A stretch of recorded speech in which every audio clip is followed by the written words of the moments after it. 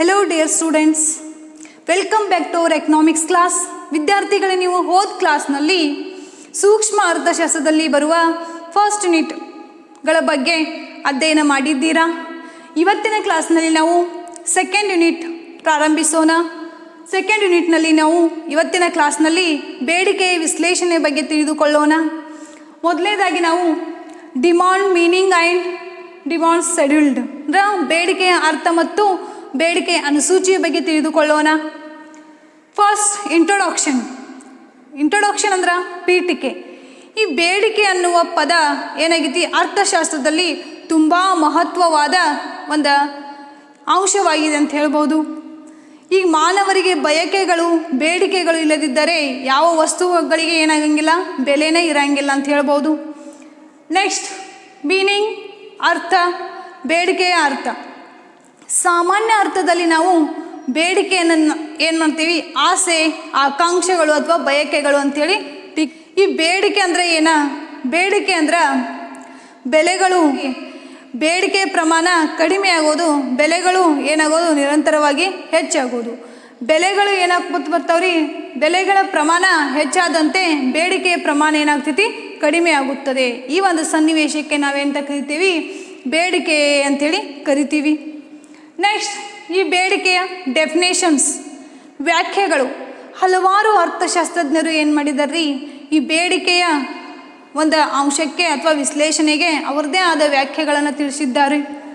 ಅದರಲ್ಲಿ ಫಸ್ಟ್ ಸ್ಟೋನಿಯರ್ ಮತ್ತು ಹೆಗ್ರವರ ಪ್ರಕಾರ ಬೇಡಿಕೆಯನ್ನು ಯಾವ ರೀತಿ ಮಟ್ಟ ಏರುತ್ತಿರುವುದು ಮತ್ತು ಬೇಡಿಕೆಯ ಪ್ರಮಾಣ ಕಡಿಮೆಯಾಗುವುದು, ಬೆಲೆಗಳು ನಿರಂತರವಾಗಿ ಏರುತ್ತಿರುವುದು ಮತ್ತು ಬೆಲೆಗಳ ಮಟ್ಟ ಏನಾಗೋದ ಕಡಿಮೆ ಆಗುವ ಒಂದು ಸನ್ನಿವೇಶಕ್ಕೆ ನಾವು ಬೇಡಿಕೆ ಅಂತೇಳಿ ಕರಿತೀವಿ ಅಂತೇಳಿ ಸ್ಟೋನಿಯರ್ ಮತ್ತು ಹೆಗ್ರವರು ತಿಳಿಸ್ಕೊಡ್ತಾರೆ.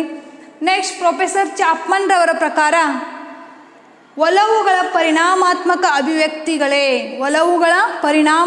ಅಭಿವ್ಯಕ್ತಿಗಳನ್ನು ನಾವೇಂತ ಕರಿತೀವಿ, ಬೇಡಿಕೆ ಅಂತೇಳಿ ಕರಿತೀವಿ ಅಂತೇಳಿ ಯಾರು ಹೇಳ್ತಾರ್ರಿ, ಪ್ರೊಫೆಸರ್ ಚಾಪ್ಮನ್ ರವರು ತಿಳಿಸ್ಕೊಡ್ತಾರು. ನೆಕ್ಸ್ಟ್ ಈ ಬೇಡಿಕೆಯನ್ನು ನಿರ್ಧರಿಸಬೇಕಾದ್ರೆ ಅಥವಾ ಬೇಡಿಕೆಯಲ್ಲಿ ಕೆಲವೊಂದು ಅಂಶಗಳು ಬರ್ತಾವೆ. ಬೇಡಿಕೆಯನ್ನು ನಾವು ಅನುಭವಿಸಬೇಕಾದ್ರೆ 3 ರೀತಿಯ ಅಂಶಗಳನ್ನು ನಾವು ನೋಡ್ತೀವಿ. ಫಸ್ಟ್ ವಸ್ತುಗಳನ್ನು ಪಡೆಯುವ ಆಸೆ. ವಸ್ತುಗಳನ್ನು ಪಡಿಬೇಕನ್ನುವ ಒಂದು ಆಸೆ ಆಗಬೇಕು. ಸೆಕೆಂಡ್, ಆ ವಸ್ತುವನ್ನು ಕೊಂಡುಕೊಳ್ಳುವ ಸಾಮರ್ಥ್ಯವಿರಬೇಕು. ನೆಕ್ಸ್ಟ್, ಆ ವಸ್ತುಗಳನ್ನು ಕೊಂಡುಕೊಳ್ಳಲು ಒಂದು ಮನಸ್ಸು ಕೂಡ ಇರಬೇಕಂತ ನಾವು 3 ಅಂಶಗಳನ್ನು ನೋಡ್ತೀವಿ. ನೆಕ್ಸ್ಟ್ ಈ ಬೇಡಿಕೆಯ ಸಮೀಕರಣ ನೋಡ್ತೀವಿ.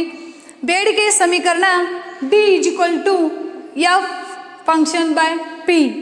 ಇಲ್ಲಿ D ಅಂದ್ರೆ ಬೇಡಿಕೆ, F ಅಂದ್ರೆ ಕಾರ್ಯ, P ಅಂದ್ರೆ ಬೆಲೆ ಅಂತ ಹೇಳ್ಬೋದು.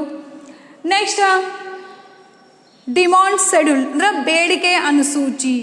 ಬೇಡಿಕೆ ಅನುಸೂಚಿ ಅಂದ್ರೆ ಬೆಲೆಗಳಲ್ಲಿ ವೈಯಕ್ತಿಕವಾಗಿ ಯಾವ ರೀತಿ ಅಂದರೆ ಒಬ್ಬ ವ್ಯಕ್ತಿ ಏನು ಮಾಡ್ತಾರೆ, ಈ ಬೆಲೆಗಳನ್ನು ಯಾವ ರೀತಿ ಒಬ್ಬ ವ್ಯಕ್ತಿ ಕೊಂಡುಕೊಳ್ತಾನೋ, ನೆಕ್ಸ್ಟ್ ಎಲ್ಲ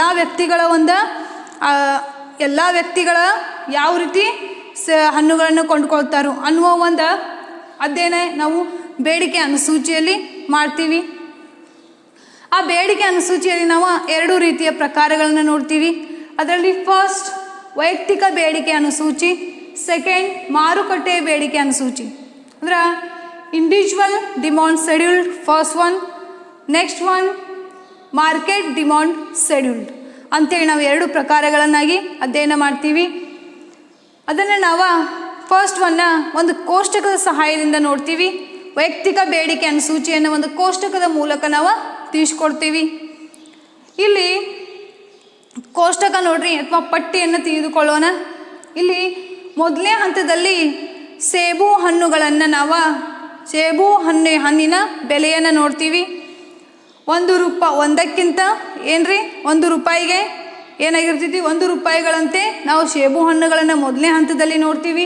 ಎರಡನೇ ಹಂತದಲ್ಲಿ ನಾವು ಬೇಡಿಕೆಯ ಪ್ರಮಾಣವನ್ನು ನೋಡ್ತೀವಿ. ಇಲ್ಲಿ ಸೇಬು ಹಣ್ಣುಗಳ ಬೆಲೆ ನೋಡ್ರಿ ₹1ದಿಂದ ₹5ವರೆಗೆ ಏನಾಕೋತ ಹೋಗೈತಿ, ಹೆಚ್ಚಾಕೋತ ಹೋಗೈತಿ.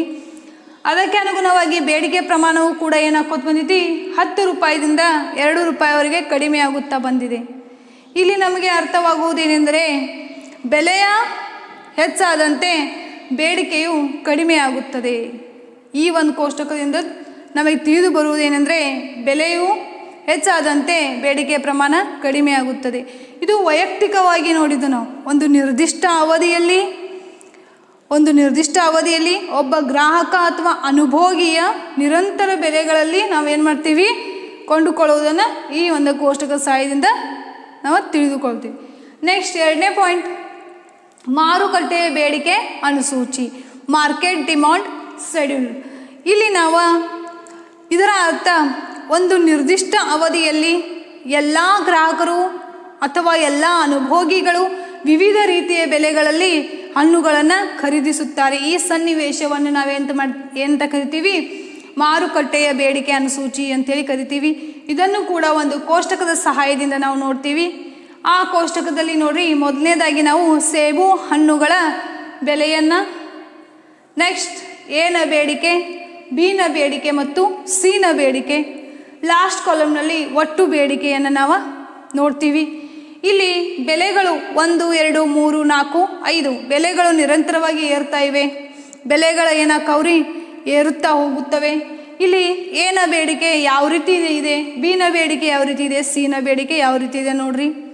ಫಸ್ಟ್ ಸೇಬು ಹಣ್ಣಿನ ಬೆಲೆ 1 ರೂಪಾಯಿ ಇದ್ದಾಗ ಎನ ಬೇಡಿಕೆ ಎಷ್ಟಾಗ್ತೈತಿ, 5 ಹಣ್ಣುಗಳನ್ನು ಖರೀದಿಸುತ್ತಾ. ನೆಕ್ಸ್ಟ್ ಬಿ 9 ಹಣ್ಣುಗಳನ್ನು ಖರೀದಿ ಮಾಡ್ತಾ. ನೆಕ್ಸ್ಟ್ ಸಿ 8 ಹಣ್ಣುಗಳನ್ನು ಖರೀದಿ ಮಾಡ್ತಾ. ಈ ರೀತಿ ಬೇರೆ ಬೇರೆ ವ್ಯಕ್ತಿಗಳ ಬೇರೆ ಬೇರೆ ಬೇಡಿಕೆಗಳು ಕೂಡ ಏನಾಗಿರ್ತಾವ್ರಿ, ಅಥವಾ ಬಯಕೆಗಳು ಅಥವಾ ಆಸೆಗಳು ಏನಾಗಿರ್ತಾವ್ರಿ ಬೇರೆ ಬೇರೆ ಆಗಿರುತ್ತವೆ.